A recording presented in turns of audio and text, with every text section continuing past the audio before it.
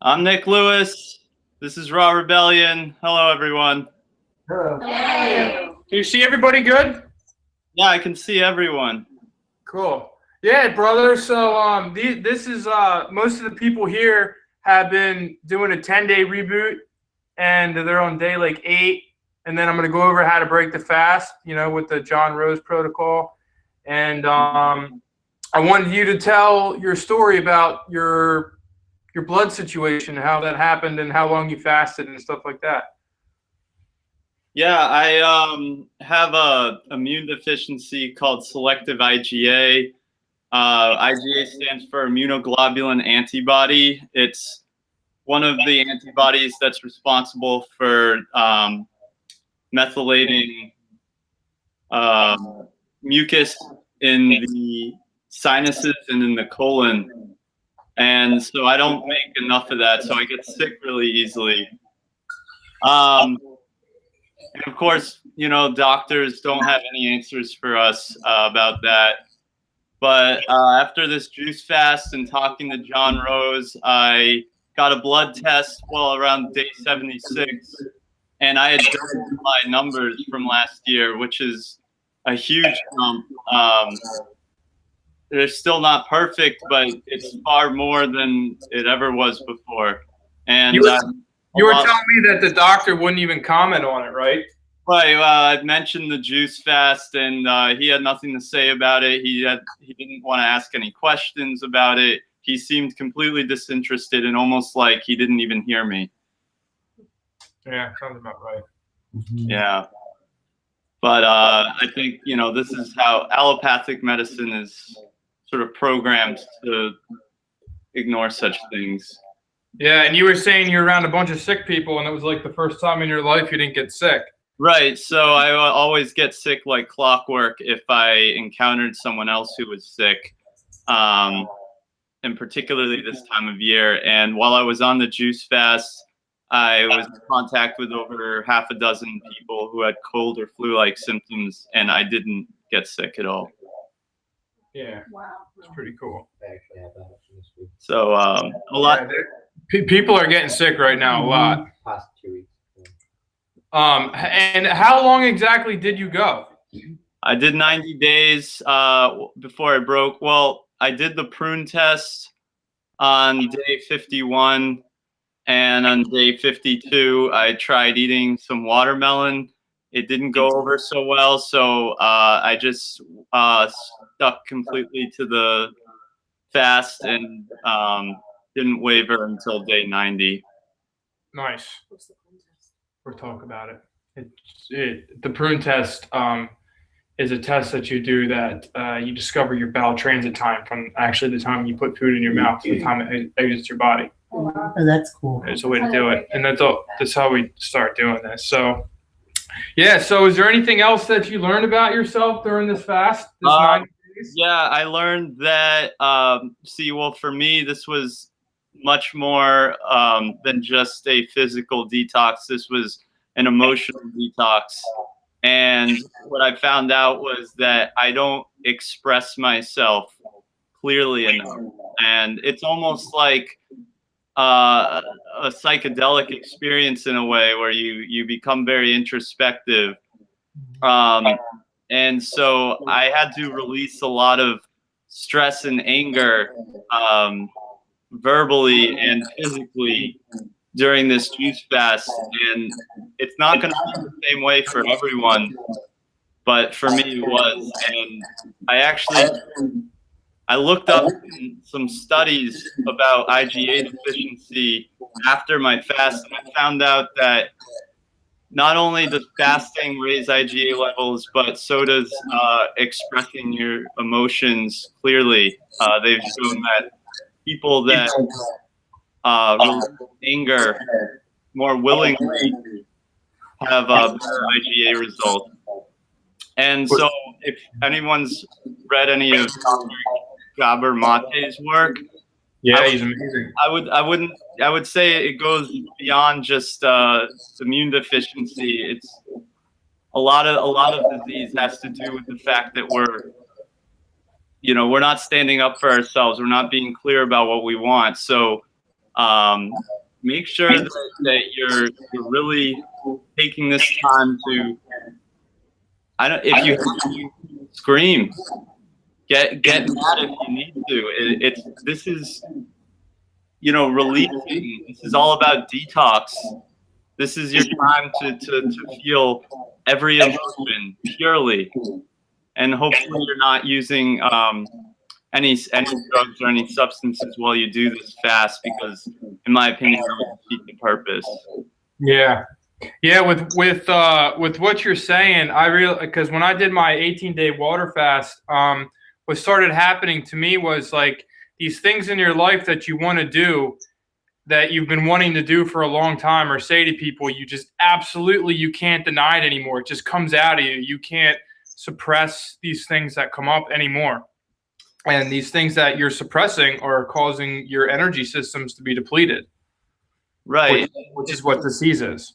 If you hold back, when you hold back your emotions in any situation, that actually will cause your brain to file it, and it files it in the subconscious, and then it's constantly sitting there, and what's doing is it's causing a very minor cortisol drip, because it's something your brain always is kind of dealing with. So you're creating still an acidic environment in your body, even if you're not taking in bad food or something. It's just another piece of the puzzle.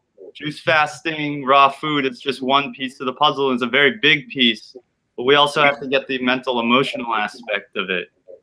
Yeah, something even as simple as knowing you need to clean your car out. If you don't clean it out within a certain amount of time, you're going to file it into your subconscious, and your brain is going to constantly think about how you need to do something. And you're not going to think about it anymore, but the inside is going to be running, like what you're saying. It's something that it's a spiritual thing. Absolutely. And if there's another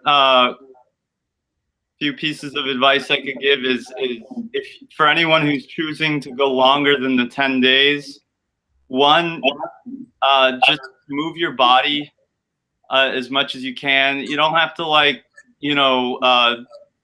do like any kind of vigorous workout, but make sure you go for long walks, and you practice deep breathing a lot, because you really need to be pumping the lymph as much as you can right now. The lymph needs help since you don't have the fiber. And that also leads me to my second piece of advice, which is if you're going to go any longer, and even for the last 2 days, if you're on day 8 and you're only doing 10 days, try it. Enemas. I'm going to go over that with them tonight. Yeah, that's a very, very crucial piece of the puzzle when you're doing a juice feast. Yep. Coffee. Yep. Coffee enemas.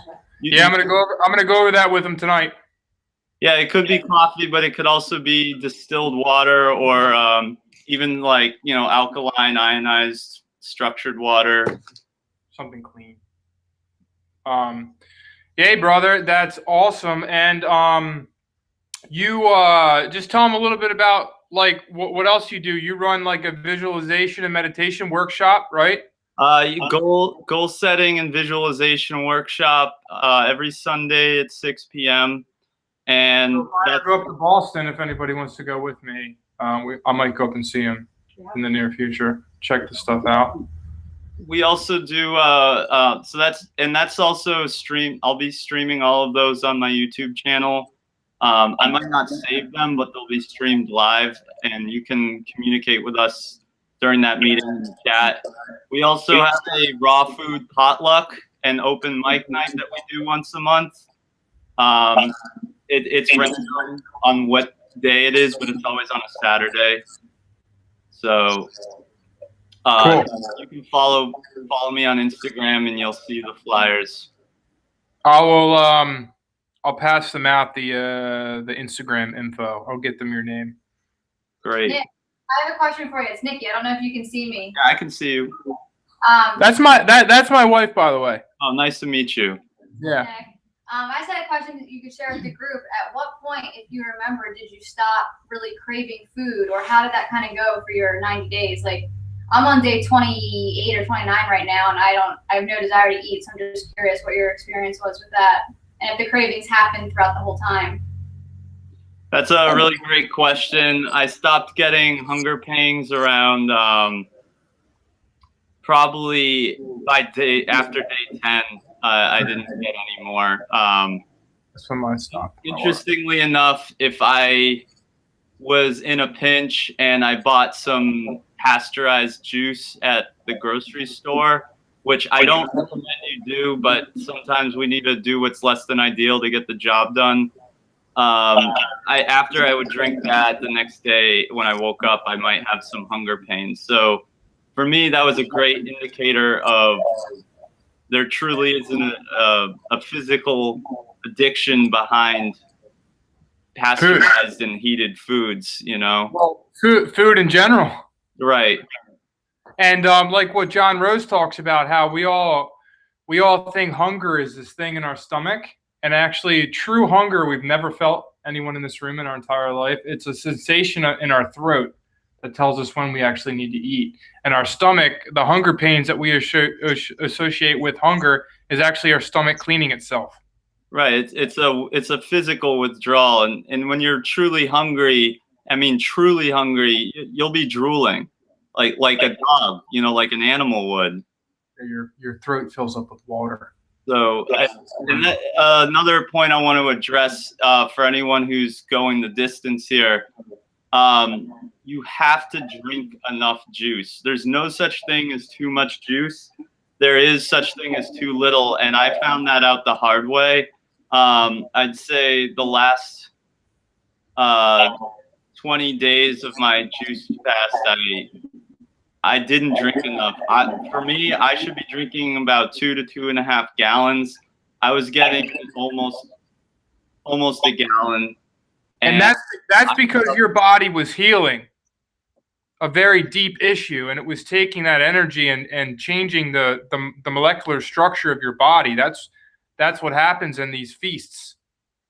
Right. It kicks in apoptosis, which actually certain damaged cells that were supposed to kill themselves, in a sense, they're supposed to destroy themselves so that they don't mess with the function of the rest of the body.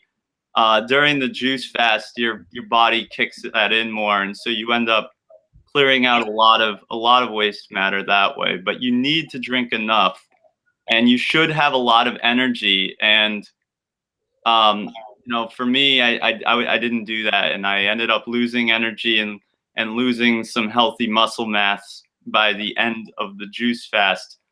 That's why I ended on day 90 and not 100 or 110, because if I could have gotten those 2 gallons, I would have kept going. Yeah. You have to go till there's nothing coming out anymore. Yeah. You know? What was that? What did you just say? You go until what? Well, you want to go until there's nothing solid coming out of you anymore. And then you want to go for a while past that, because you want that your colon to become a major channel of elimination. Exactly. Brain, you know? Yeah, I'm going to talk a little bit about that tonight. Absolutely. Well, brother, unless there's anything else that you want to say to everybody, just so you can see everybody, we have some people over here. This is Tracy, Carrie, Nikki, Alexandra, Will, Lisa, Rita. That's the whole group right there. And Tori, Kara, Carrie, and little Gabby. We're how old are you? 12 years old right here. We're changing the world with the youth. Wow. Yeah. So you guys are doing something really great, because believe it or not, it's not just for you. This is really important for the entire world to see the power of a solid food vacation. And even more importantly, raw food. And, Yeah. and I'm sure that Mike will get into it with you. But when you end this, don't rush right into food too quickly. Stay with the juices, and when you bring food back in, make sure it's very watery fruit, juicy fruits, and don't don't feel like you need to rush in and get a bunch of vegetables, nuts, and seeds right away. You don't. You can stick with the fruit for a while and just ease back into eating. Because you will shock your system and you won't feel good. Mm-hmm. Yeah, absolutely.